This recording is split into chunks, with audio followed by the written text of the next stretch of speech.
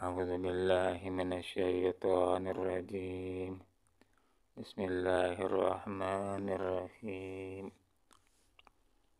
وكأي من قرية أمليت لها وهي ظالمة ثم أخذتها وإلي المصير. صدق الله العظيم. سبحانك لا علم لنا إلا ما علمتنا إنك أنت العليم الحكيم.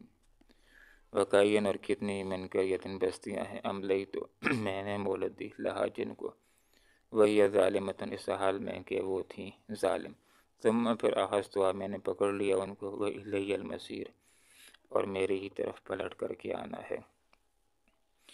ایک مرتبہ پھر اس آیت بینہ کے اندر قانون مہلت کو دہرایا گیا ہے کہ اللہ رب العالمین کی یہ سنت مبارکہ نہیں ہے کہ کوئی فرد پہلی دفعہ انکار کرے یا کوئی قوم تو فوراً اللہ تعالیٰ اس کو ہلاک کر دے، ایسا نہیں۔ افراد کو بھی اور قوموں کو بھی اللہ تعالیٰ اصلاح کا پورا موقع دیتا ہے، اس لیے کہ اللہ تعالیٰ مہربان ہستی ہے، محبت کرنے والی ہستی ہے۔ اللہ تعالیٰ لوگوں کو جنت کے اندر دیکھنا چاہتا ہے، جہنم کے اندر پھینکنا یہ اللہ تعالیٰ کی رضا اور خوشی نہیں، یہ اللہ رب العالمین کا عدل ہوگا۔ تو جب بھی کسی قوم کے پاس کوئی نبی آیا ہے، اس نبی نے دعوت پیش کی ہے، لوگوں نے انکار کیا اور ظلم کے راستے کو اختیار کیا، تو ایسا نہیں ہوا کہ فوراً ہی اللہ تعالیٰ نے پکڑ لیا، نیست و نابود کر دیا تھا، وہ برباد کر دیا، نہیں، بلکہ املیت میں نے مہلت دی۔ اللہ رب العالمین مہلت دیتا ہے، لیکن جب لوگ ظلم کو چھوڑتے نہیں ہیں، اپنے آپ کو ناکارہ ثابت کر دیتے ہیں، ہدایت کے لیے نااہل ثابت کر دیتے ہیں، ان کے اوپر اتمام حجت قائم ہو جاتا ہے، ثم اخذتها، تو پھر اس کے بعد کیا ہوتا ہے، میں نے ان کو پکڑ لیا، پھر اللہ تعالیٰ پکڑ لیتا ہے۔ جیسے کہ اللہ تعالیٰ نے سدوم کی بستیوں کو پکڑا ہے، فرعون کو پکڑا ہے، اس کے فوجیوں کو پکڑا ہے، قارون کو پکڑا ہے، ابرہہ کو پکڑا ہے، حضرت نوح علیہ السلام کی قوم کو پکڑا ہے، قوم سبا کو پکڑا ہے، تو پھر اللہ رب العالمین پکڑتا ہے۔ ان بطش ربک لشدید، تیرے رب کی پکڑ بڑی سخت ہوتی ہے۔ پہلے اللہ تعالیٰ ڈیل دیتا ہے، بہت ڈیل دیتا ہے کہ شاید اپنی اصلاح کر دیں، لوگ اپنی اصلاح کر دیں، اور بہت سارے لوگ ہوتے ہیں اپنی اصلاح کر بھی لیتے ہیں۔ جیسے غور کیجئے کہ کچھ لوگ مقابلے کے اندر بدر کے اندر آئے، بعد میں اپنی اصلاح کر لی، احد کے اندر مقابلے میں آئے تو جنگ کے اندر بچ کے بعد میں بہت ساروں نے اپنی اصلاح کر لی، احزاب کے اندر مقابلے میں آئے تو جو اس کے اندر بچ گئے بعد میں بہت ساروں نے کلمہ پڑھا ہے، اور فتح مکہ کے موقع کے اوپر بہت سارے لوگوں نے کلمہ پڑھ لیا۔ حالیہ کہ اس سے پہلے بہت سارے ان میں سے ایسے بھی تھے کہ وہ میدان جنگ کے اندر مسلمانوں کے مقابلے میں آ چکے تھے، جیسے احد کے میدان کے اندر خالد بن ولید، وہ کفار کی طرف سے لڑ رہا تھا، لیکن اللہ تعالیٰ نے اسی وقت ان کو سزا نہیں دی، موقع دیا، موقع سے انہوں نے فائدہ اٹھایا اور بعد میں انہوں نے کلمہ پڑھ لیا ہے۔ تو اللہ تعالیٰ تو موقع دیتا ہے، بہت سارے لوگ اپنی اصلاح بھی کر لیتے ہیں، لیکن جو لوگ اصلاح نہیں کرتے ہیں اپنی، ان کے اوپر جب اتمام حجت قائم ہو جاتا ہے، یہاں تک پہنچ جاتے ہیں کہ بس اس کے بعد ان کو 10,000 سال بھی دیے جائیں تو یہ ایسے کہ ایسے ہی رہیں گے، ظالم کے ظالم رہیں گے، تو اب پھر ان کو زمین سے مٹانا ہی ضروری ہو جاتا ہے۔ جیسے کہ ایک انگلی بالکل ناکارہ ہو جائے تو جسم کے ساتھ لگے رہنا مفید نہیں ہوتا، اس کو پھر ہٹا دیا جاتا ہے تاکہ باقی جسم خراب نہ ہو۔ تو جب معاشرے کے لوگ، جس معاشرے کے لوگ بالکل ناکارہ ہو جاتے ہیں، نااہل ہو جاتے ہیں اور ظلم کا راستہ اختیار کرتے ہیں، تو پھر اللہ تعالیٰ ان کو اپنی گرفت کے اندر لے لیتا ہے اور ان کو سزا دے دی جاتی ہے۔ وَإِلَيَّ الْمَصِيرُ، اور میری طرف بھی پلٹ کر کے آنا ہے۔ یہاں پر ایک اہم ترین نقطہ سمجھا دیا کیا، وہ یہ کہ اگر کوئی انسان ہے جس سے ظلم کیا، ظالم رہا اور بظاہر دنیا میں اس کو سزا ملی نہیں ہے، تو اس کا مطلب یہ نہیں کہ جب دنیا میں اللہ نے سزا نہیں دی تو اب اس کے لیے کوئی سزا نہیں۔ اصل میں سزا کے لیے تو اللہ نے آخرت کو رکھا ہے۔ تو یہاں پر یہ بات سمجھائیے کہ جو لوگ کافر ہیں یا ظالم ظلم کر رہے ہیں، وَإِلَيَّ الْمَصِيرُ، جانا کہاں ہے؟ یہ جو لوگ روز روز کہتے ہیں کہ اے محمد صلی اللہ علیہ وسلم جس عذاب سے ڈراتے ہو لا کر کے دکھا دو، تو اگر دنیا کے اندر عذاب ان کے اوپر نہیں آیا تو اس کا مطلب یہ نہیں کہ عذاب نہیں آئے گا۔ جانا کہاں ہے؟ وَإِلَيَّ الْمَصِيرُ، میری طرف ہی آنا ہے، اور میں نے خطرناک آگ کو تیار کر رکھا ہے۔ قل کہہ دیجیے یا ایھا الناس، اے لوگو۔ اب اس سوال کا جواب کہ لوگ کہتے ہیں کہ اے آپ صلی اللہ علیہ وسلم جس عذاب سے ڈراتے ہو وہ کب آئے گا، وہ ذرا لا کر کے دکھا دو، تو اس کا جواب دیں اے آپ صلی اللہ علیہ وسلم لوگوں کو، یا ایھا الناس، اے لوگو، انما انا لکم نذیر مبین، میں کوئی خدا تھوڑا ہوں کہ تمہارے اوپر عذاب لاؤں گا، میں کوئی نعوذ باللہ خدا تھوڑا ہوں کہ جس کو پتہ ہوگا کہ کس مہینے کی کس تاریخ کو تمہارے اوپر عذاب آنے والا ہے۔ میں تو نذیر ہوں، میں تو ڈرانے والا ہوں، میں تو تمہیں متنبع کرتا ہوں کہ دیکھو یہ ظلم ہے، یہ کفر ہے، اگر اس کو نہ چھوڑا تو میں تمہیں خبردار کرنے والا ہوں کہ تمہارے اوپر عذاب آ سکتا ہے۔ اب عذاب کس وقت آئے گا، کس صدی میں آئے گا، دنیا میں آئے گا، یہ صرف اللہ تعالیٰ جہنم میں سزا دے گا، یہ فیصلہ اللہ کرے گا، اس کا فیصلہ میں نے نہیں کرنا ہے۔ میری حیثیت کیا ہے؟ نذیر کی اور بشیر کی، کہ جو کلمہ پڑھ لیں گے، ایمان لے آئیں گے، حق راستے کو اختیار کر لیں گے، تو ان کے لیے میں بشیر، ان کو خوشخبری دیتا ہوں دنیا کے اندر بہترین زندگی کی اور آخرت کے اندر بہترین زندگی کی، جنت کی زندگی کی۔ اور جو لوگ ایمان نہیں لائیں گے، مقابلہ کریں گے، تو ان کے لیے ڈراوا، ان کے لیے میں نذیر ہوں، ان کو بتلاتا ہوں، خبردار کرتا ہوں کہ اپنے آپ کے لیے خرابی کا سامان کر رہے ہیں، دنیا کے اندر بھی اور آخرت کے اندر بھی۔ ظالموں اور کافروں کے لیے اللہ تعالیٰ نے دوزخ کو تیار کیا ہوا ہے۔ فالذین، جہاں تک تعلق ہے ان لوگوں کا جو ایمان لائے اور نیک اعمال کرتے رہے، لہم، ان کے لیے مغفرت، بخشش ہے۔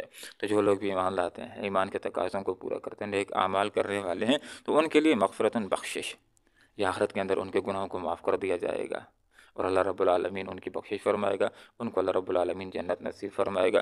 ورزق کریم، اور اللہ تعالیٰ روزی دے گا عزت کی، کہ جنت کے اندر کھانے بھی عمدہ ملیں گے، اور نمبر دو عزت کے ساتھ ملیں گے۔ یہ دونوں باتیں ہیں۔ دنیا کے اندر بعض اوقات انسان کو روزی ملتی ہے، لیکن لوگ اس کو ذلیل کر کے دے دیتے ہیں، کہ مزدوری کر دی ہے، اب پسینہ خشک ہونے سے پہلے اسی وقت چاہیے کہ آدمی مزدوری دے دے، یہ عزت کے ساتھ دینا ہے۔ لیکن مزدوری کر دی ہے تو اب اس کو ایک دن آ جاتا ہے مالک کے پاس، کہتے ہیں کل آ جاؤ، پھر آ جاتا ہے، پھر کل آ جاؤ، تو یہ ذلیل کر کے دیتے ہیں۔ ایسا نہیں ہوگا، وہاں پر روزی ملے گی عزت کے ساتھ۔ لوگ نوکری کر لیتے ہیں، تنخواہ کا وقت پورا ہو جاتا ہے مہینے کا، پھر بینک کے اندر جا کر کے لائنیں لگانی پڑتی ہیں، بعض اوقات کھڑکی تک پہنچتے ہیں، وقت ختم ہو جاتا ہے، دوسرے دن آ کر پھر لائن لانی پڑتی ہے، تو یہ عزت کے ساتھ دینے والی بات نہیں ہے۔ تو یہاں پر یہ بات ذکر کر دی کہ ان کو اللہ رب العالمین رزق دے گا کریم، معزز رزق دے گا عزت کا، کہ جس کے اندر ان کے اوپر کسی کا احسان کا بھار نہیں ہوگا سوائے اللہ رب العالمین کے۔ دنیا کے اندر بھی اللہ تعالیٰ ان کو بہترین رزق دے گا جو مال غنیمتوں کی صورت کے اندر ہوگا۔ تو یہاں پر یہ بات ذکر کر لی، والذین اساؤ، وہ لوگ کہ جو کوشش کرتے ہیں ہماری آیات کو نیچے دکھانے کی، اولئک اصحاب الجحیم، یہ دوزخ والے ہیں۔ اللہ کی آیات کو نیچا دکھانا یہ بھی ہے کہ آدمی اللہ کی آیات کی مخالفت کرے۔ اللہ کی آیات کو نیچا دکھانے سے مراد یہ بھی ہے کہ آدمی اللہ کی آیات کو شیئر کرے۔ اللہ کی آیات کو نیچا دکھانا یہ بھی ہے کہ اللہ کی آیات کو آدمی کس سے کہانیاں کہنا شروع کر دے۔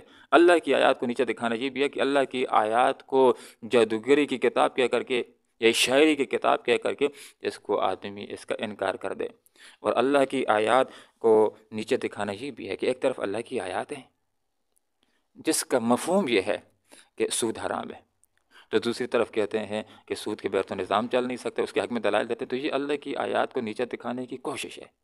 ایک طرف اللہ رب العالمین کی آیات بینات جس کا مفہوم یہ ہے کہ خواتین کو پردہ کرنا چاہیے، دوسری طرف دلائل دیتے ہیں کہ ان کو پردہ نہیں کرنا چاہیے، یہ جب تک سامنے نہیں آئیں گے تو ترقی نہیں ہوگی۔ تو یہ اللہ کی آیات کو غلط ثابت کرنے کی ایک لحاظ سے کوشش ہے، نیچے دکھانے کی کوشش ہے۔ ایک طرف اللہ رب العالمین کی آیات ہوتی ہیں جس کا مفہوم یہ ہے کہ تمہیں مارنے کے بعد، قیامت کے بعد زندہ کیا جائے گا، آگے سے دلائل دینا شروع کر دیتے، یہ کیسے ہو سکتا ہے؟ تو یہ اللہ رب العالمین کی آیات کو نیچے دکھانے کی کوشش کی۔ ایک طرف اللہ رب العالمین کا قول ہے، اس کے مقابلے میں اپنے اقوال لانا شروع کر دیتے ہیں، تو یہ حقیقت کے اندر اللہ کی آیات کو نیچے دکھانے کی کوشش کرتے ہیں۔ تو فرمایا جو لوگ بھی ایسے ہیں کہ جو قرآن و سنت کی مخالفت کرتے ہیں، یہ کہتے ہیں کہ ایک طرف تو اسلام کی تعلیمات ہیں کہ یہ اسلام ہے، خوشحالی کا مذہب ہے، سب زمانوں کے لیے ہے، اور آگے سے یہ کہنا شروع کر دیں کہ یہ 1400 سال پہلے کے لیے تو ٹھیک تھا لیکن اب کے لیے ٹھیک نہیں، تو یہ اللہ تعالیٰ کی تعلیمات کو نیچے دکھانے کی ایک کوشش ہے۔ تو جو بھی ایسا کریں گے، قرآن و سنت کے راستے کے اندر روڑے اٹکائیں گے، اولئک اصحاب الجحیم، یہی لوگ دوزخ والے ہیں، یہی لوگ دوزخ کے اندر جانے والے ہیں۔ تو جنت والے کون ہیں؟ جنت والے وہ ہیں کہ جو ایمان لاتے ہیں اور پھر نیک اعمال کرتے ہیں۔ نیک اعمال وہی ہیں کہ جو قرآن و سنت نے بتلا دیا ہے اس کے اوپر آمنا و صدقنا، کہ ہم نے ایمان بھی لایا، ہم نے تصدیق بھی کی، اور پھر اس کے موافق ذہن بناتے ہیں اور پھر اس کے اوپر عمل کرتے ہیں۔ اس کی مخالفت کے اندر ایک اللہ کا قول ہے، اس کے مخالف قول نہیں لاتے، بس جو اللہ کا قول ہے اسی کو دل و جان کے ساتھ لیتے ہیں، اسی کو اپناتے ہیں، اسی کے اوپر عمل کرتے ہیں۔ جو آپ صلی اللہ علیہ وسلم نے فرما دیا ہے اس کے اوپر آمین کہتے ہیں، اس کی تصدیق کرتے ہیں، اس کے اوپر عمل کرتے ہیں، تو ایسے لوگوں کے لیے مغفرتن ہے و رزق کریم ہے۔ لیکن جو قرآن و سنت کی مخالفت کریں گے تو ان کے لیے وہ اصحاب الجحیم، وہ دوزخ والے ہیں۔ اللہ رب العالمین قرآن و سنت کو سیکھنے کی، سمجھنے کی اور اخلاص کے ساتھ عمل کرنے کی توفیق عطا فرمائے۔ آمین۔ وآخر دعوانا ان الحمد للہ رب العالمین۔ وکأیم اور کتنی من قریۃ بستیاں ہیں عملی تو میں نے مولد دی جن کو وہی ظالمتن اس حال میں کہ وہ ظالم تھیں، ثم پھر اخذتها میں نے پکڑ لیا ان کو، ویلی المصیر اور میری طرف پلٹ کر کے آنا ہے۔ کل کہہ دیجیے اے آپ صلی اللہ علیہ وسلم، یا ایھا الناس اے لوگو، انما بے شک انا میں لکم ہوں تمہارے لیے نذیر ڈرانے والا، مبین واضح طور پر۔ فالذین پس جہاں تک تعلق کہ ان لوگوں کا آمن جو ایمان لائے، وعملوا الصالحات اور نیک اعمال کرتے رہے، لہم ان کے لیے ہیں مغفرت بخشش، و رزق اور روزی کریم عزت کی۔ والذین جہاں تک تعلق ہے ان لوگوں کا سعوا جنہوں نے کوشش کی، فی آیاتنا ہماری آیات کو معاجزین نیچا دکھانے کی، اولئک یہی لوگ اصحاب الجحیم دوزخ والے ہیں۔